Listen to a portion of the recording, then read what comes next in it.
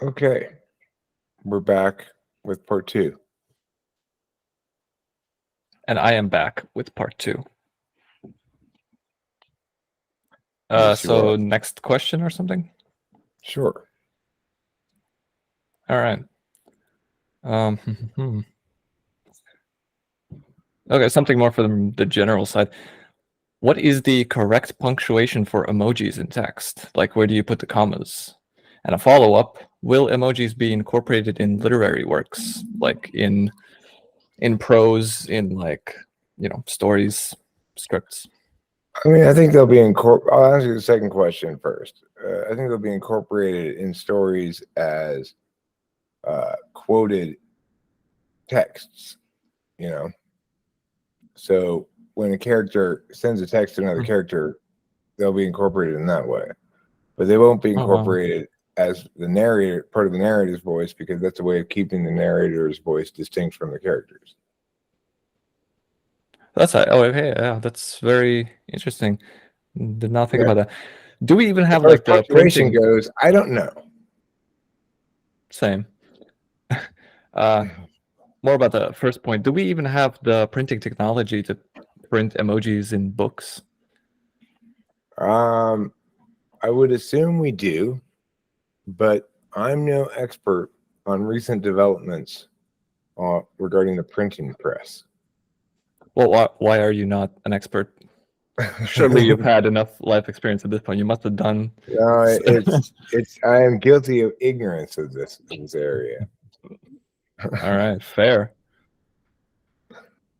Punctuation. I think emojis should be like separated by 2 commas on either side, maybe. And each next emoji should also be separated by a comma. Because I mean, you're technically taking a pause to show an emotion, right? And commas are supposed to be kind of like pauses. Well, I'm going to advocate just streamlined usage. Let's exclude punctuation entirely from these emojis. Or also, they should be able to function as end punctuation to a sentence. Oh, well, technically there is the exclamation emoji and question mark emojis. Well, I mean, just like even a smiley should function as a period. Oh yeah, do you capitalize the letter after an emoji? Should there be a letter after? Well, you should do 2 spaces and a capital letter to show that it's in a sentence, and that the emoji contains hidden beneath its yellow smiling face a period. So the emoji in question is female. Maybe. It could be a menstrual cycle, or it could be some other kind of period. All right, multiple kinds of periods. All right, so that conversation went places. All right, so this is something you might be able to expand more upon. It struck me odd that the socially acceptable and functionally practical ranges of human speech speeds are like impressively wide. Like people can communicate talking either very slow or very fast, and we're still able to like understand each other very well. Thought that was interesting. As opposed to like digital, like microprocessors and whatever serial ports and stuff, where they have to, both the devices on either side have to agree on a specific speed of sending data. Otherwise, the whole thing just doesn't work. Well, it's because the communicative half of attention is turn-based rather than real-time. So the fact is, it's dealing in meanings that are conveyed in a given turn, just as we're taking turns now conveying meanings. And whether I speak more quickly or more slowly, the same amount of meaning is conveyed because the words collapse into that meaning. It's another reason why we have trouble actualizing shit, because when we think about doing something, it's simply a set of meanings that have collapsed into a clear concept or whatever in our heads of something to do, and we can imagine the steps necessary to complete it, but we're not doing a good job of understanding how difficult or each of those steps is going to be, or how long it's going to take, or how much of a pain in the ass it's going to be, right? Because we can think it quickly and it's all turn-based, but reality is not turn-based. Reality is real-time based, and in real time things are often a lot easier said than done.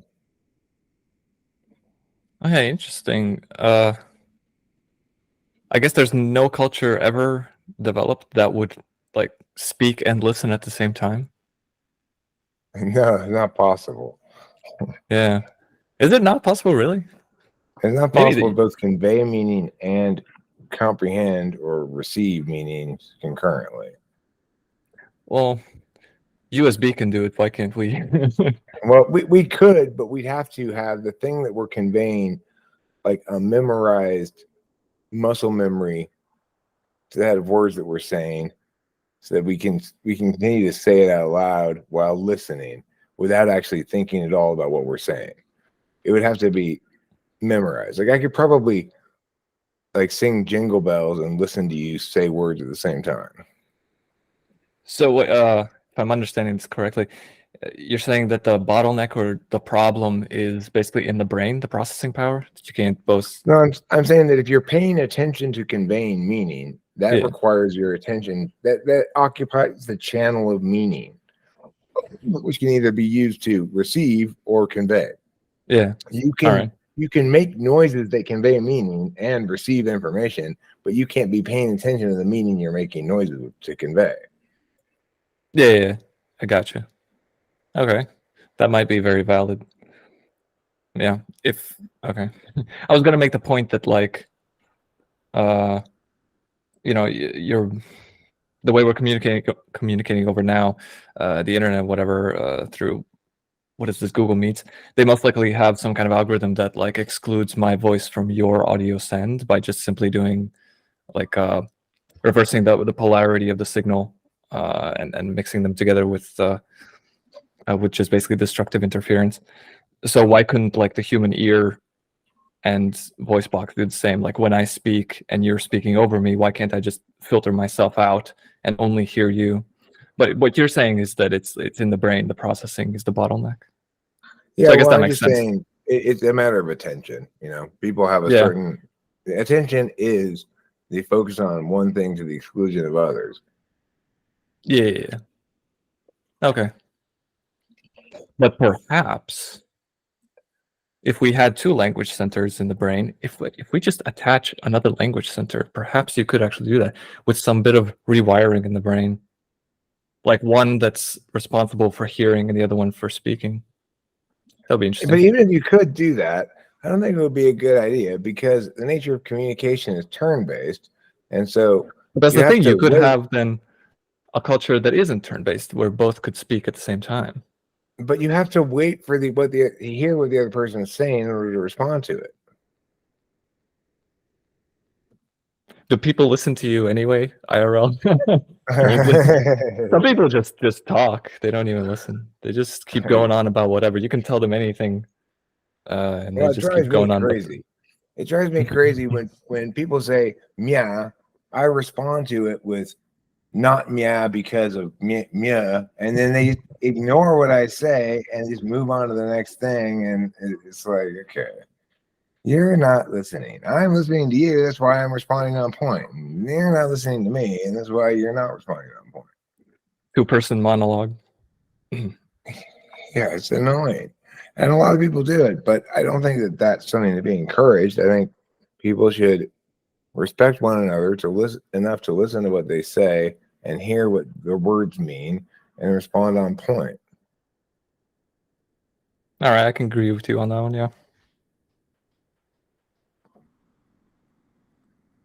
All right, so what else do we have?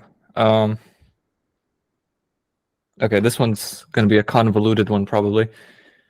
The expression X doesn't grow on trees implies that natural plant kingdom. But you could also say the same for animals. Though people don't grow on trees, some insects do, and there are some mammals that spend a large part of their life up in a tree, literally growing up on one. So I guess the interesting point of that is that you can say that some animals grow on trees. Money doesn't grow on trees. Sure, because money isn't a plant. It's not a living thing. Isn't that usually what people say doesn't grow on trees? No, but you could say a lot of things don't grow on trees. Okay, for example, you could say perfectly valid to say people don't grow on trees, even though people are live beings and whatever. It's just because they're not plants. That is true that people don't grow on trees.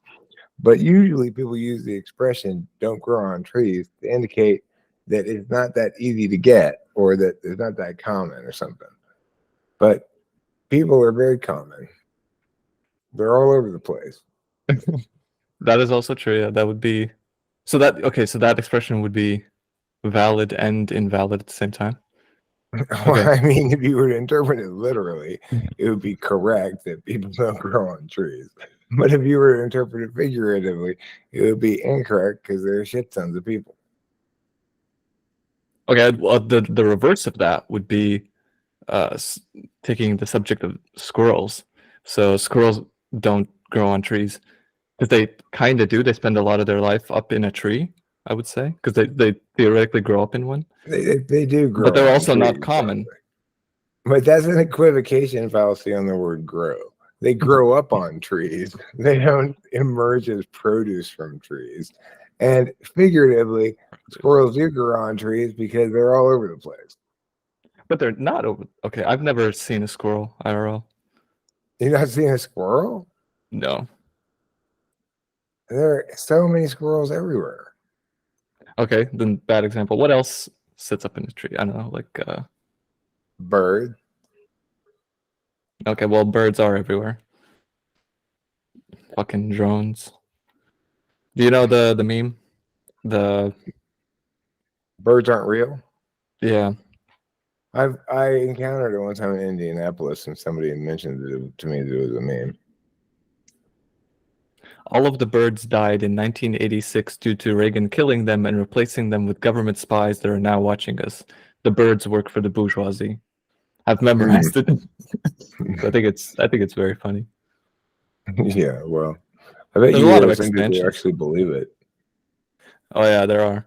But those people come up with even more funny or crazy like theories, explanations, conspiracy theories. Like birds sit on telephone wires and electrical wires because they supposedly charge through their feet, like grabbing onto the wire through induction, I suppose, or something. And then they fly away in the cold months because they need to be like repaired. They basically fly back to the shop or the laboratory or whatever. Well, my cat Trouble would seem to disprove this theory with the birds that he brings around, which are clearly dead, bloody biological creatures. Oh, okay. Well, okay.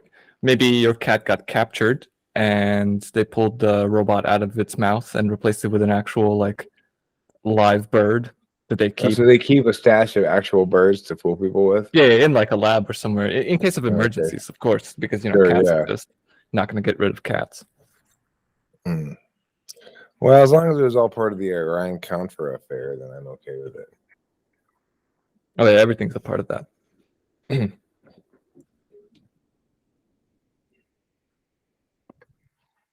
So how did you encounter my channel, or when did you encounter it? Just searching on YouTube for ENTP stuff. Yours came up like a while ago. Interesting. Yeah, I like how you in random streams pull out a bong and just like increasingly more creative ways to light it. Just that really struck me just as something really based to do, like not giving a fuck. Right. I suppose Well, that does it's remind me. normal for I you. should probably pull a bong right. Have me do so. It's always a good idea to recharge your batteries.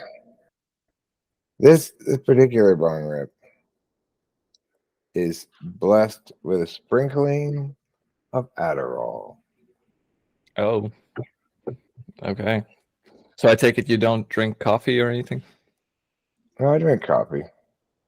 I've already had a big cup of coffee this morning. If I drink too much coffee, I start feeling kind of gacky, like a little bit pukey. Really? Yeah, coffee's kind of hard on my stomach. Sometimes I try to drink decaf even. This is something that's happened gradually over the years. The more you drink coffee, the as you get older, your body can't handle it as much. I get heartburn and I feel gacky. Really? So instead, I do the much more responsible thing of smoking my Adderall pills. Medicinal drugs, yeah, just hard drugs. Well, they're not that hard. You can crumble them up pretty easily. All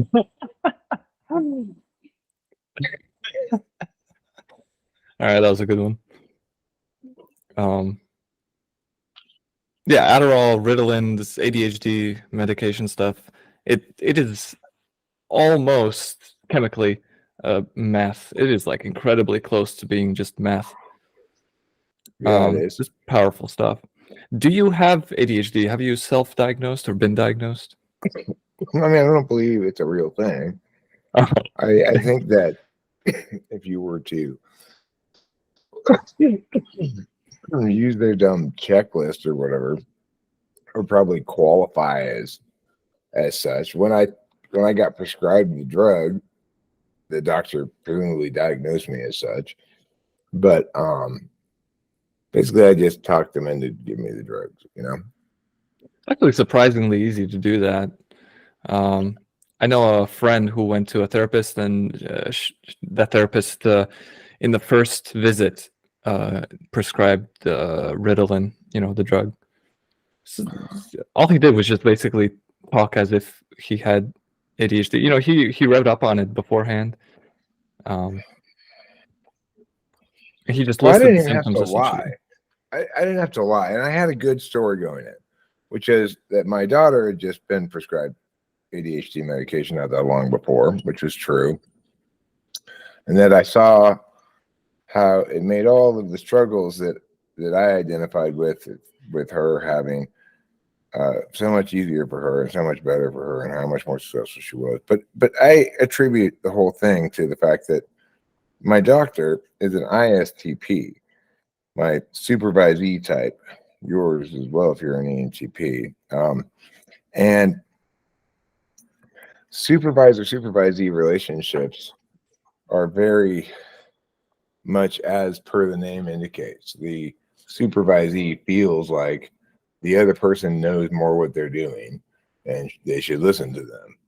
And so I think I got lucky. I just happened to have an ISTP doctor. And when I went in there, when I walked in, the first thing he told me was, my general practitioner will not prescribe those drugs to you. When I walked out, I had a prescription. Well played. Touche.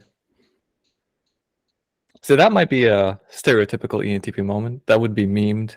Somebody's probably going to make a meme of that if it doesn't already exist. Somewhere in some community. Speaking of supervisors and what did you say, supervisees? Or I don't know. Yeah. What about mentors? Where did mentors go? Have you had a mentor? Have you been a mentor? Yeah, Will I he had ever a stop mentor. coughing? I did have a mentor.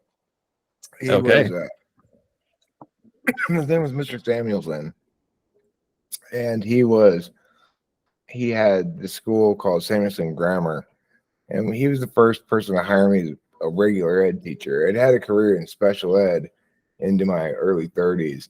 Then I got laid off, reduction in force, because I was on an emergency credential. So they laid off everybody who didn't have a full credential, you know. So then I wanted to work in a regular education kind of capacity. I got a job with him. He taught me how to teach. And it's like I learned way more from him than I ever learned in any teaching credential program. And he also taught me how to sentence diagram, and in the process taught me grammar, which was very nice. And in general, made me like shape up and be more professional and stuff. He's a good mentor to me. He was an INFP. My supervisor type.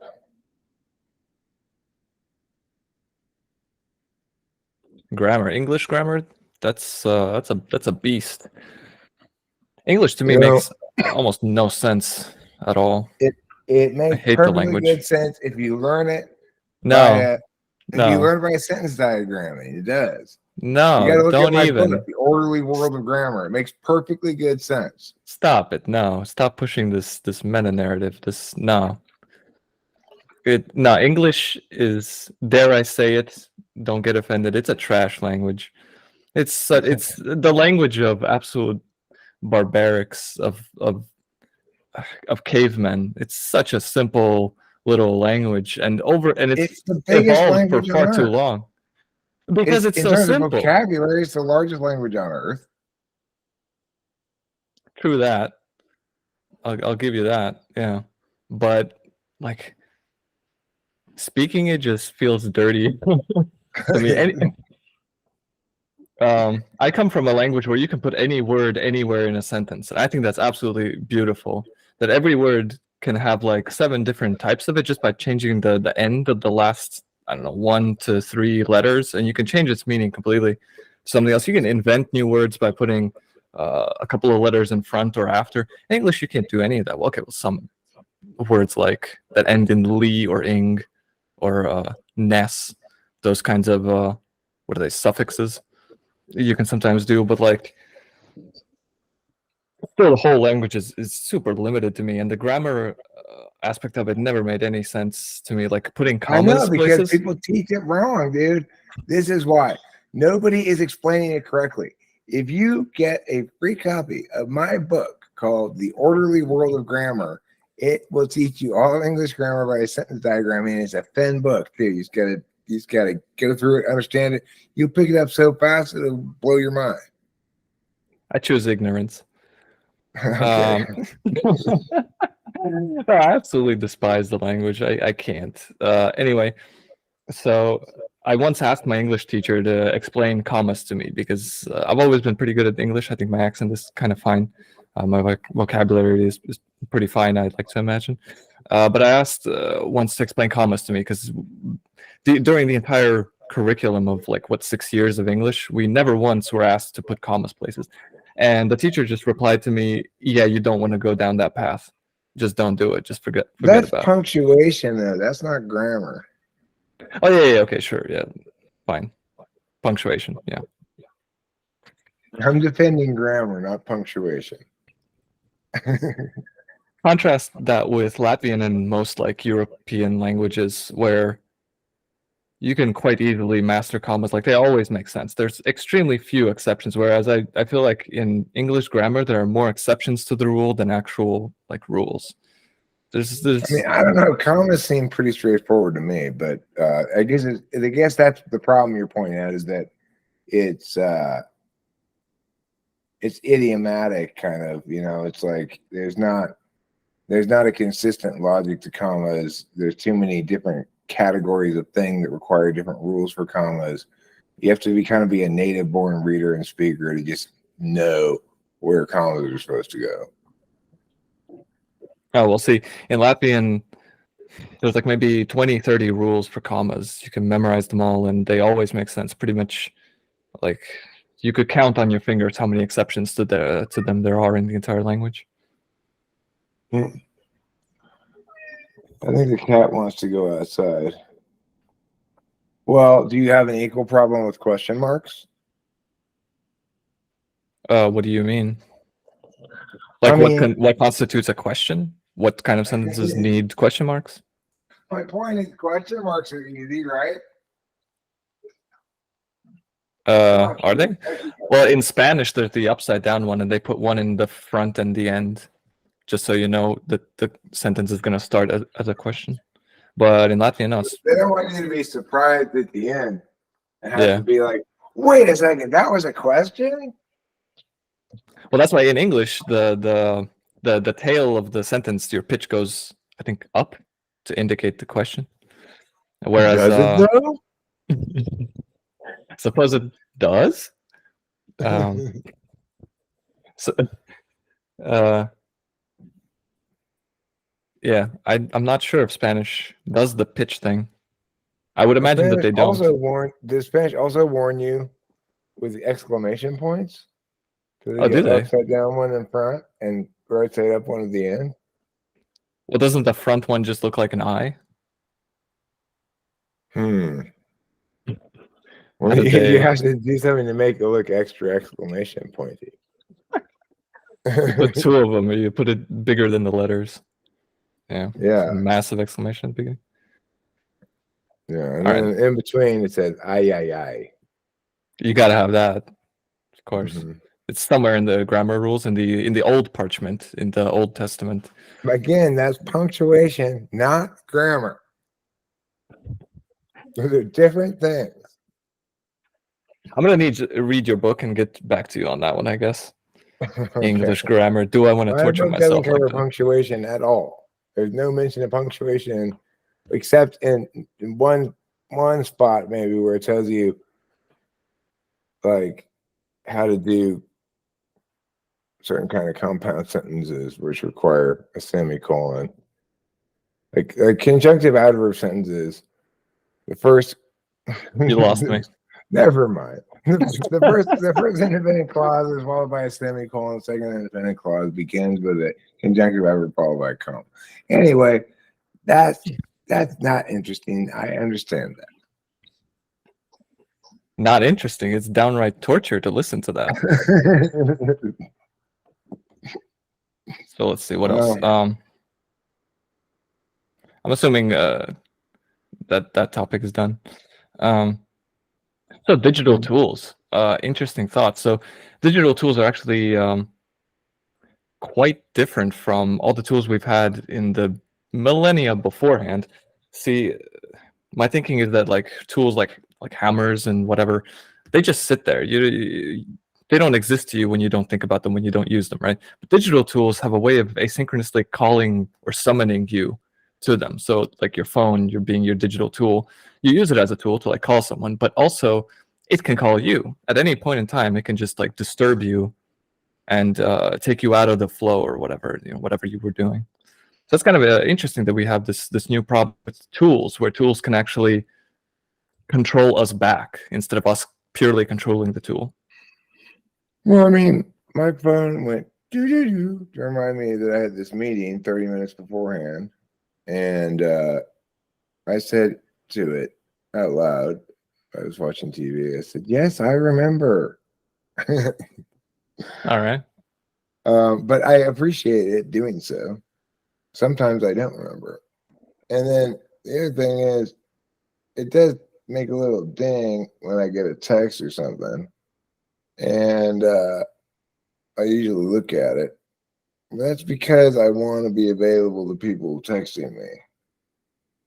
But the thing is also, my phone doesn't work as a phone right now for some reason. Well, for a reason, which is I need to change the SIM card because they upgraded their network and now my phone doesn't work compatible with it. But I haven't gotten around to going to the phone store.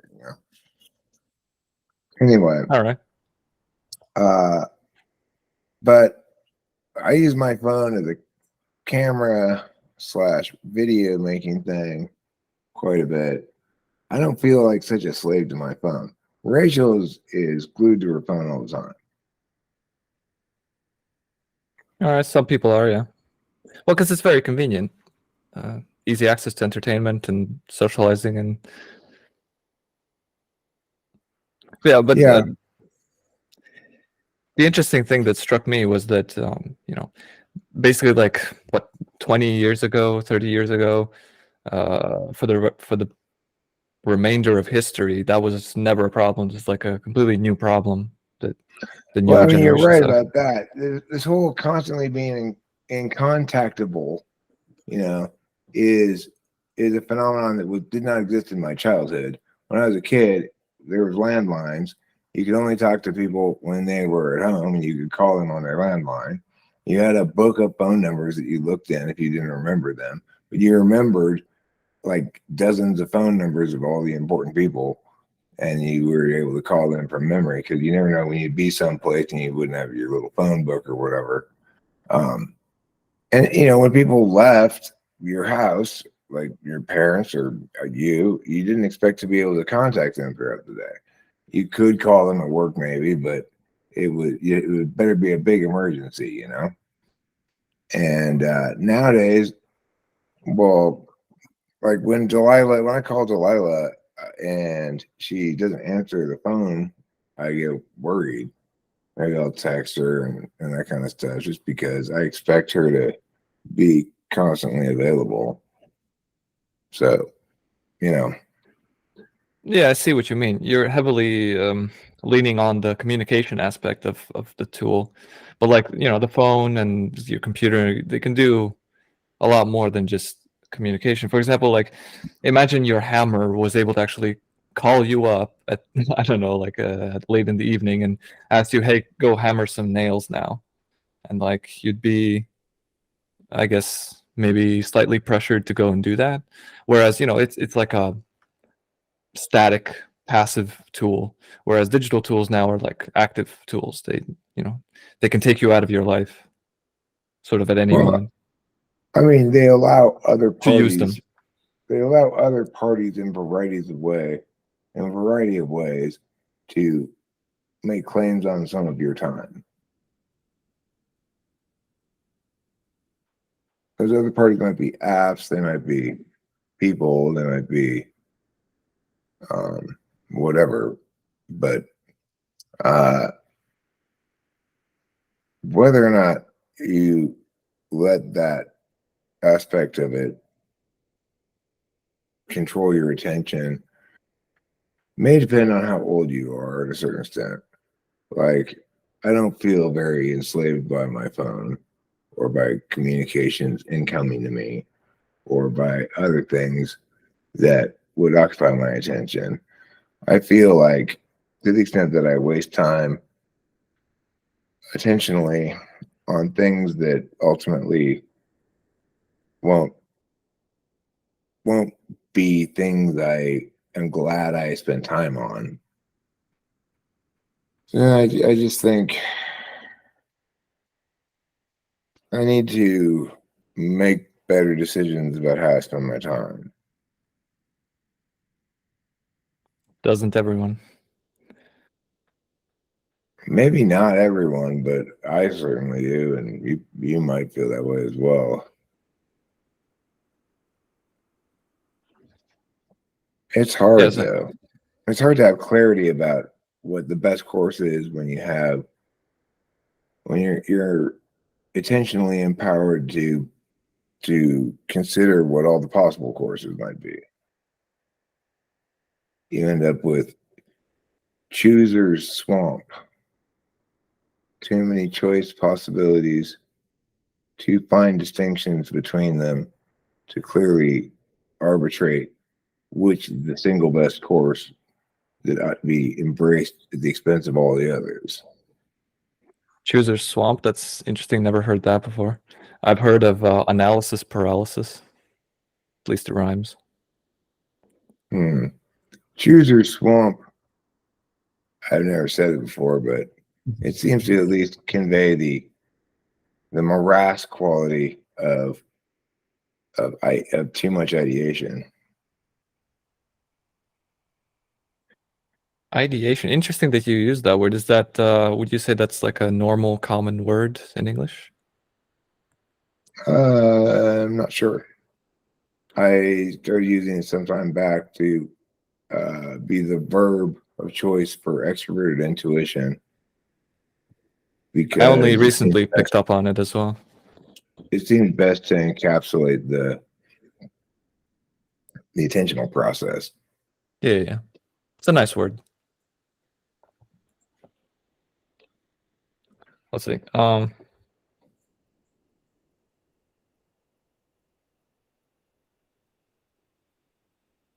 right, so like I guess a while back or in the previous video or whatever, I asked about, were you like a typical ENTP with a massive amount of projects and stuff?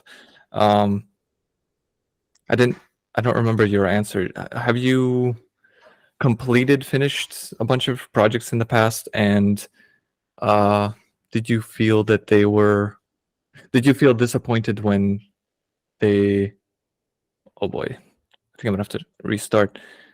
So the project that you have completed in the past, have you felt a huge disappointment when they sort of failed? If those projects were meant to be consumed by others? So basically any FE play.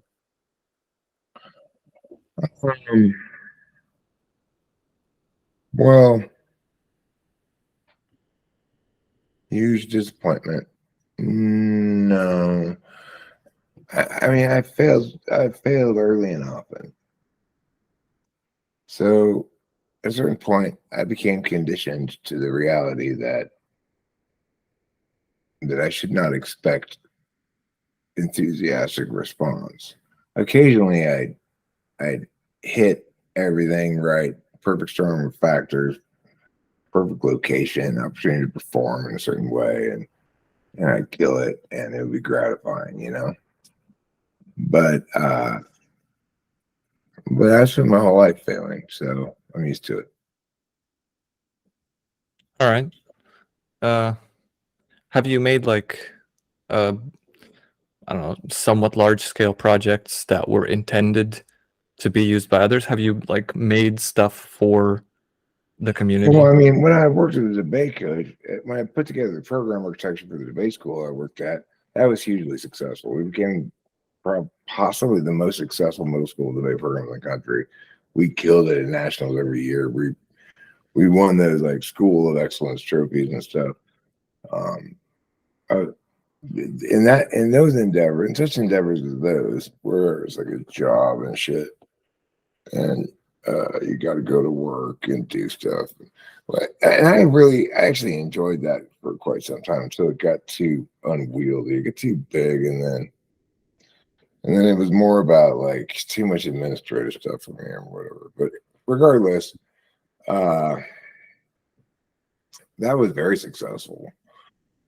I guess I should be more proud of it. I put together a massive book of curriculum for multiple levels of students and multiple grades, and handpicked out the best of them for be on my competition debate teams, and we absolutely killed it.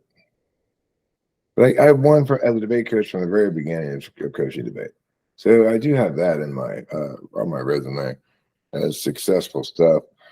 What I'm talking about is the stuff that matters more to me, I guess, which is like making music, making videos. You know, I'd like to stand out more as a video maker, I guess, in ways that more people enjoy it or respect it or like it or something. Because currently I've got a select and stubborn audience of people who overlook my myriad social flaws and lack of grace in order to nevertheless give me their attention. Lack of grace. Okay. By the way, you've shortened your beard. I liked your old long beard. That thing was impressive. I just gave myself a haircut yesterday. All right. I got electric shaver thing. It's got those barbershop distancers on it. I put on number 3 and just went all the way around number 3. Yeah, shaving takes forever. I dropped that after like a year or two of constant shaving. I was like, nah, I ain't doing this. The electric shaver is just so much easier. Yeah, I typically just go from this to what you saw before, a big shaggy beard, and then get it again. It starts annoying the hell out of me when it gets too big. Yeah. Right. So the reason I asked about those projects was that I have actually quite a handful of projects that I've made for other people. For example, I have this website called Hubs, which is basically like a events and hobby group discovery platform for Latvians. And it's essentially never took off anywhere, even though the thing is very well built. I put a lot of time and effort into like designing that, and pretty much almost nobody knows about it, just my friends and some other people. And it gets like 1,000 these unique page visits per month, but literally nobody posts on it. It's like completely dead for months. So it just felt pretty disappointing. Took me a year to build it. And so I was just wondering, like, do you have some kind of strategies of dealing with that, or as you mentioned, you're just used to it, I guess?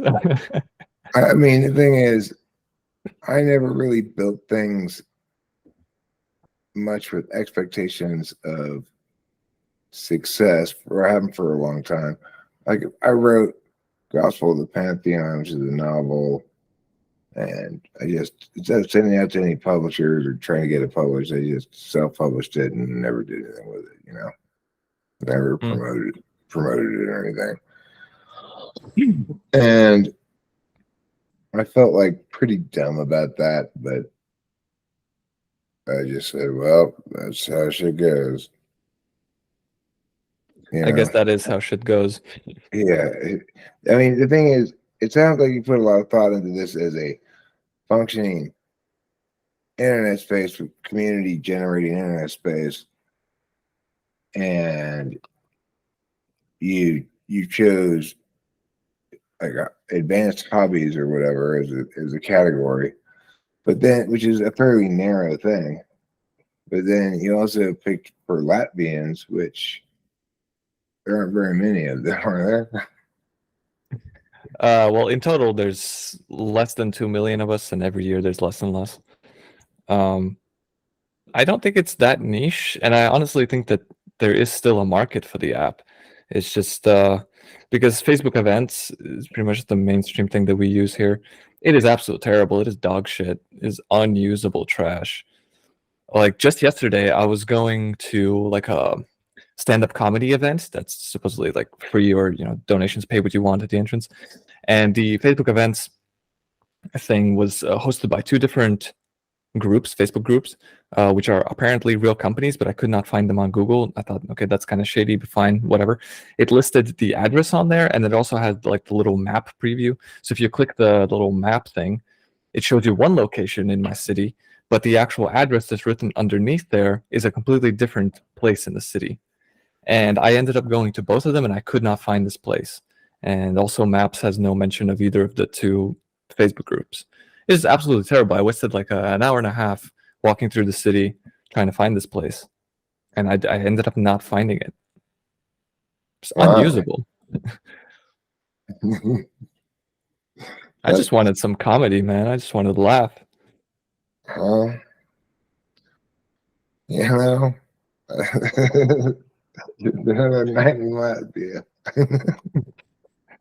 That's how the shit goes, I guess. All right. Anyway, so I thought that was like a really useful thing that I built, and it ended up being useful to nobody. Maybe that's because ENTPs are like bad at marketing themselves, or things that their projects, their endeavors, as you put it. That's a good word for it. Yeah, We just don't publicize. We're not good at being, inclusively inviting of others, and glad handing, and hey, how you doing? Yeah. So that's a bit of a problem. A lot of people can find us either standoffish, intimidating, defensive, prickly, salty. Do you have a dictionary open over there? Just reading off the entries. Temperamental, and assorted other medium to bad adjectives.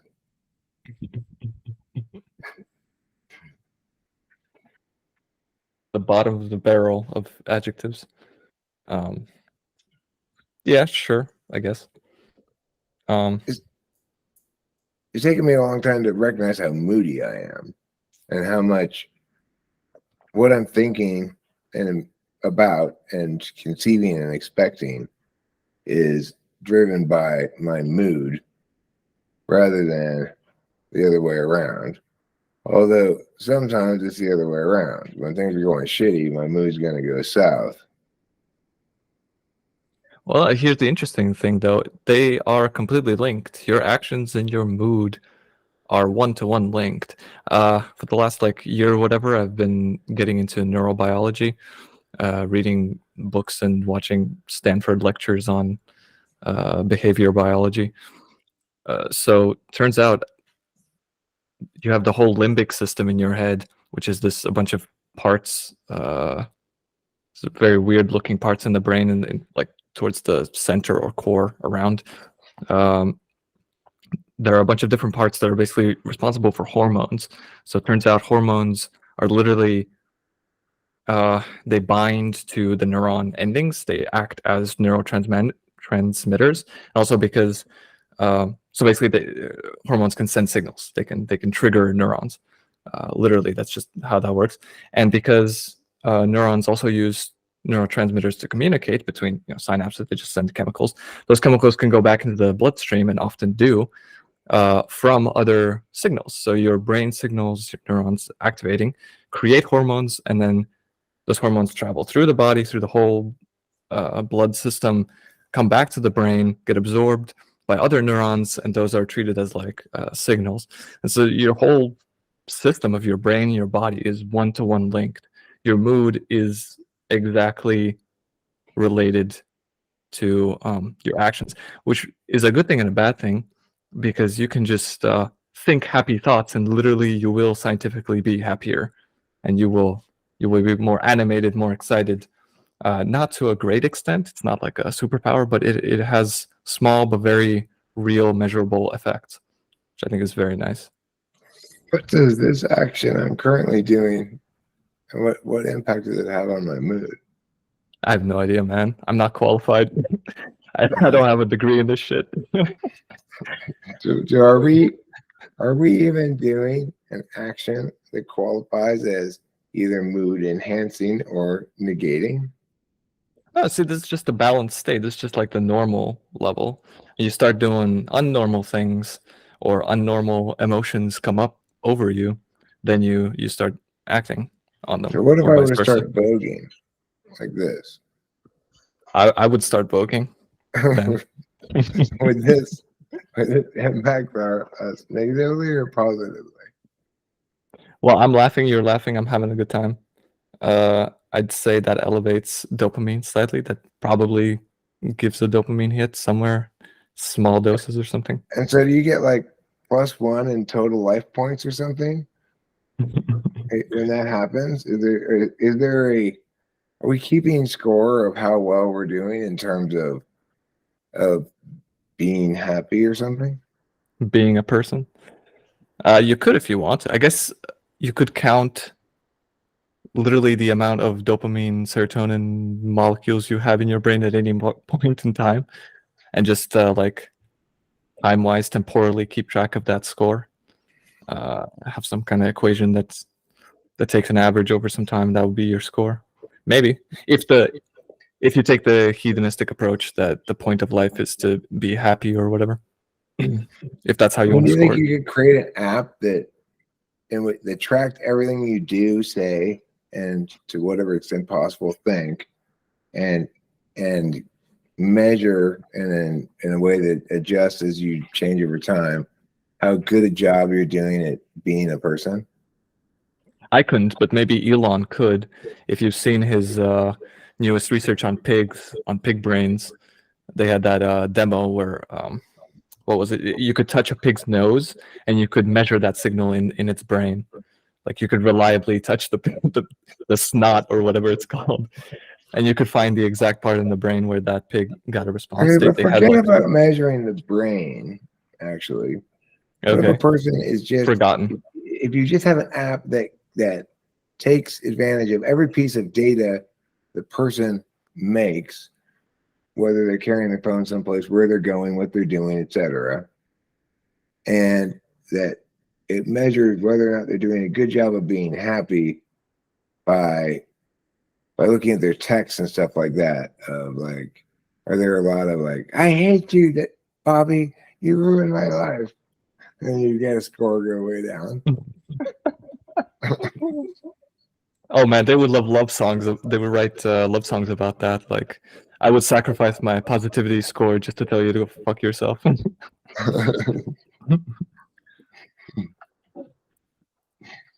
Yeah. I'm in the red. It says my life is sad and pitiful. Oh, the flip side of that, though, China has the social credit score thing. It's almost the same thing because it apparently like measures how good of a citizen you are in terms of points. Hooray. This is what we need.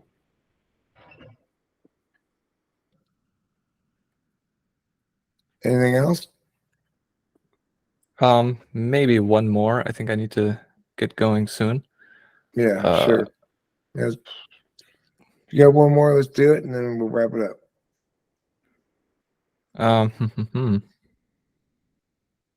Ooh, all right. So when did you first realize you had any extroverted intuition, or did you ever wildly act out your any as a kid? Can you like pinpoint a specific moment? Because for me, I remember a specific day when I was like 12 or 13 or something. Something just snapped in my head. I was getting a car ride home from like the gym, and something snapped. I realized that I could just talk. I could just talk and I could talk and nobody could stop me. People have to listen. And so the entire evening then, my parents got very fed up when I just started talking and absolute nonsense. I was just doing word vomit essentially. And I was laughing my entire ass off. But yeah, I just would not stop talking when I got that realization. So do you have something like that? Well, as a little kid, I probably appeared more introverted. My mother said I was very verbal, very young, but I spent a lot of time pretending and reading. And I spent a lot of my childhood reading and pretending.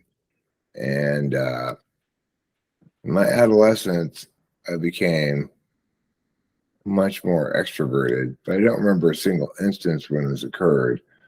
I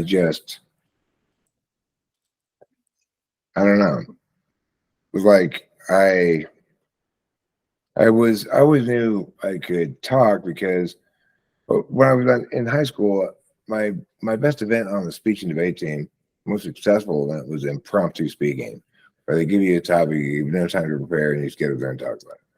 So I kind of knew all the time that I could do that really well, but I didn't ever get that that was anything specific other than just I don't understand why these other people don't understand why this is so easy. Oh, okay. Yeah, interesting. So yeah, I was introverted as well, highly introverted, and so that day I surprised myself, just like I could continuously talk. My parents got very worried, like what the fuck happened to me? Interesting. Yeah, so okay, let's call it a Saturday morning. I start this recording. And Roland, hopefully you will have a nice day in Latvia. Thank you for contacting me. And after we start the recording, do you want to let me publish these or not? Yeah, I guess sure. We're good.